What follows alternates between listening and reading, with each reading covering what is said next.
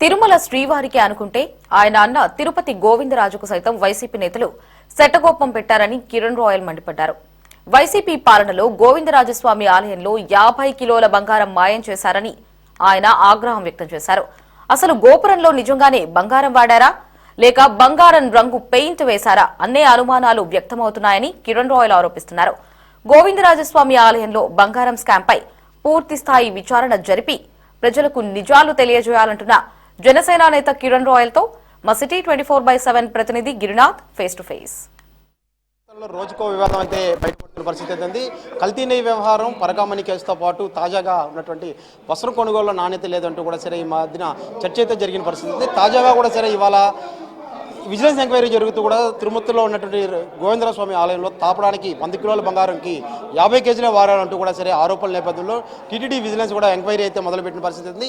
తాజాగా ఇదే అంశంపై మనతో మాట్లాడడానికి శ్రీవారి భక్తుడు అదేవిధంగా తిరుపతి జనసేన పార్టీ ఇన్ఛార్జిని కిరణ్ రాయల్ గారు ఉన్నారు. సార్ చెప్పండి సార్, మీ దగ్గర ఎలాంటి ఆధారాలు ఉన్నాయి? ఇంతకీ నిజంగానే 100 కేజీలో 50 కేజీలు గోల్మాల్ జరిగిందంటారా? అసలు ఏంటంటారు?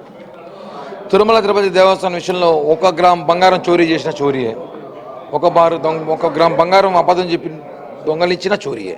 ఈరోజు మనం చూస్తుంటాం 2022-23 సమయంలో వైవి సుబ్బారెడ్డి చైర్మన్గా ఉన్నప్పుడు ధర్మారెడ్డి హయాంలో 100 కేజీల బంగారాన్ని ఇలా గోవిందరాజస్వామి టెంపుల్ పైన ఉన్న గోపురానికి ఇలా తాపడం చేయమని చెప్పి కాంట్రాక్ట్ ఇచ్చారు.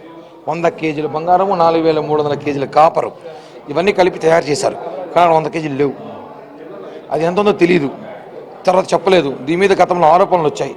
కోర్టు కేసుకి వెళ్ళారు, వాళ్ళని విత్డ్రా చేయించారు, బెదిరించి కేసులు పెట్టారు, వాళ్ళని కొట్టించారు, అన్నీ చేశారు. ఇప్పుడు అది సీక్రెట్ ఎంక్వైరీ జరుగుతున్న సమాచారం ఉంది. సీక్రెట్ ఎంక్వైరీ కాదు, కోర్టు పర్మిషన్ తీసుకొని అసలు అక్కడ 100 కేజీల బంగారు ఉందా, అసలు బంగారా కాదా, ఎంత బంగారు ఉందో లేటెస్ట్ టెక్నాలజీ ద్వారా తెలుసుకొని చెప్పాల్సిన అవసరం భక్తులకు ఉంది. వెంకటేశ్వర స్వామి రాజకీయం చేసిన అవసరం మాకు లేదు.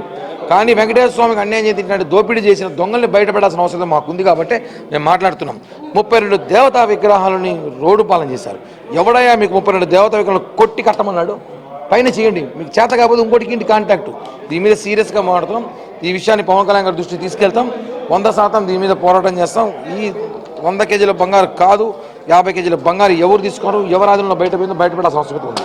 అయితే కాంట్రాక్ట్ తీసుకున్న వ్యక్తి కాకుండా ఏదైతే రెండో వ్యక్తికి కూడా మార్పిడి చేసి కాంట్రాక్ట్ ఇచ్చిన ఆరోపణలు కూడా ఉన్నాయి. ఎవరు తీసుకున్నారు అసలు? కాంట్రాక్ట్ ఎవరికి ఇచ్చింది? తర్వాత సబ్ రిలీజ్కి ఎవరికి ఇచ్చారు? జ్యోతి అని ఆవిడ కాంట్రాక్ట్ తీసుకుంది. ఆవిడ దీన్ని సాయిద్ కరీము, అబ్దుల్ రహమతుల్లా అని ఇద్దరికి ఇచ్చారు. ముస్లిమ్స్ మైనారిటీ సోదరులకి ఇచ్చారు, అన్నమతస్తులకి. అది కూడా చర్చే ఇచ్చి వాళ్ళు దీన్ని చేశారు. ఆ చేసే హయాంలో ఎలా చేశారో, ఎంత పవిత్రంగా చేశారో అని రకరకాల అనుమానాలు అయితే ఉన్నాయి. కాబట్టి దీని మీద గతంలో కూడా ఎంక్వైరీ జరిగింది. కానీ వాళ్ళ ప్రభుత్వం అధికారులు పోలీసులు ఉన్నారు కాబట్టి దీన్ని తొక్కేశారు. ఇప్పుడు మా ప్రభుత్వం వచ్చింది కాబట్టి దీన్ని బయట తీసుకొచ్చినాము.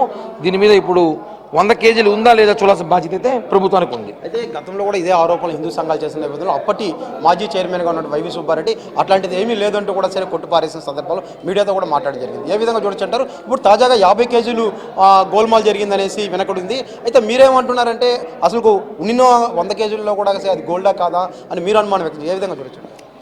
దొంగలించిన వాళ్ళు దొంగలు ఒప్పుకోరు. వాళ్ళు వెళ్ళిపోయినాక తెలుస్తుంది. వాళ్ళు వెళ్ళాక అన్ని విషయాలు స్కామ్లు బయటపడ్డాయి. ఒకటే ఇప్పుడు అది కూడా ఇది బయటపడింది. విచారణ చేస్తున్నాం కదా. ఖచ్చితంగా 50 కేజీల బంగారు ఎవరు దోచేశారో వాళ్ళని తీసుకొచ్చిన బాధ్యత ప్రభుత్వానికి. శ్రీవారి భక్తుడిగా ఇప్పుడు మీ దృష్టికి వచ్చింది, జిల్లా ఇన్ఛార్జ్గా ఉన్నారు, తిరుపతి జిల్లా ఇన్ఛార్జ్గా ఉన్నారు. ఏ విధంగా దీని మీద మీరేమైనా ఫైట్ చేయబోతున్నారు? ఫైట్ ఏముందన్న, దేవుడి విషయంలో దేవుడే చూసుకుంటాడు. నేను దీన్ని ఈవో గారికి, చైర్మన్ గారి దృష్టికి తీసుకెళ్తాను. కోర్టు పర్మిషన్ తీసుకొని ఎంత బంగారు ఉందో ప్రజలు తెలియజేసే అవసరం ఉంది. అయితే తిరుమల కొండపైన జరిగినటువంటి ఈ యొక్క కల్తీ నెయ్యి కావచ్చు, పరకామణికి సంబంధించి వస్త్ర కొనుగోలు కాకుండానే తిరుపతిలో గోవిందరాజస్వామి తిరుపతి ఏర్పడిన ముందు నుంచి గోవిందస్వామి ఆలయం ఉంది. ఆలయాన్ని నేపథ్యంలోనే తిరుపతి రూపురేఖలు మారిన పరిస్థితి ఉంది, తిరుపతి పుట్టుకొచ్చిన పరిస్థితి కూడా ఉంది. అలాంటి గోవిందస్వామి ఆలయాన్ని తాపడానికి సంబంధించి, గోపురానికి సంబంధించి 100 కేజీల తాపడంలో 9 లేయర్లు వేయాలి, తర్వాత దాన్ని 2 లేయర్లు వేశారనే ఆరోపణ నేపథ్యంలో ఆ రోజుల్లో ఏదైతే 2022-23లో కూడా పెద్ద ఎత్తున హిందూ సంఘాలు ఫిర్యాదు చేశాయి. అనంతరం కూడా సరే ఆ మీడియాతో కూడా వైవి సుబ్బారెడ్డి, అప్పటి టీటీడీ చైర్మన్గా ఉన్నటువంటి సుబ్బారెడ్డి మాట్లాడుతూ కూడా సరే అలాంటిది ఏమీ లేదని చెప్పారు. అయితే తాజాగా కిరణ్ రాయల్ మాత్రం మీడియా సమావేశం కావచ్చు, ఏదైతే సిటీ 24 ఛానల్తో మాట్లాడుతూ అక్కడ ఉన్న 100 కేజీలు కూడా అసలు బంగారా, 50 కేజీలే కాదు, అసలు అక్కడ ఉన్నటువంటి మిగిలిన 50 కేజీలు అయితే బంగారు తాపడం చేస్తారు. ఇవన్నీ కూడా సరే బంగారా కాదా నిగ్గు తేల్చి ఎంక్వైరీ చేసి శ్రీవారి భక్తుడికి తెలియజేయాల్సిన అవసరం ఉందంటూ కూడా సరే కిరణ్ రాయల్ చెప్తున్న పరిస్థితి ప్రస్తుతం తిరుపతిలో ఉంది. కెమెరామెన్ లోకేశ్వర్, గిరి, సిటీ 24/7 తిరుపతిలో.